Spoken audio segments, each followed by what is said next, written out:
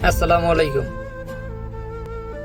ভারত 1971 সাল থেকে বাংলাদেশের প্রত্যেকটা মানুষকে পিছনে বাঁশ এবং হাতে হারিকেন ধরিয়ে দিয়েছে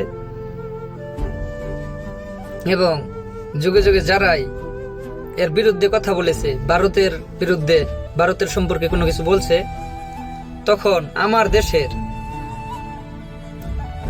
দেশের কিছু মির্জাফর তাদের উপর চড়াও হয়েছে। নির্যাতন, গুম, খুন, হত্যা বিভিন্নভাবে ভারতকে সহযোগিতা করেছে এবং এই জুলাইয়ের পরেও যারা ভারতের দালালি করতেছেন তারা কি বাংলাদেশের মানুষ নন? আপনারা কি নিজেদের কথা ভাবেন না?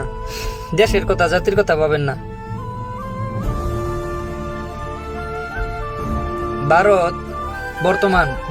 বর্তমানে ভারত বাংলাদেশকে দখল করার পরিকল্পনা করতেছে এবং বাংলার প্রত্যেকটা মানুষকে বাস দেওয়ার জন্য প্রস্তুত। বাংলাদেশকে বাস দেওয়ার জন্য ভারত এখন পূর্ণ প্রস্তুত।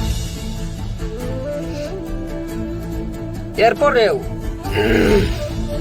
যারা ভারতের দালালি করব বা করে তারা এই জাতির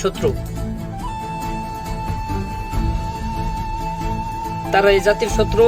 মির্জাফর, রাজাকার।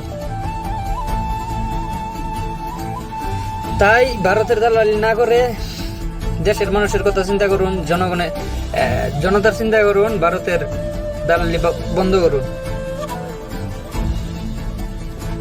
বাংলাদেশের জনতার জয় হোক, বাংলাদেশ জিন্দাবাদ।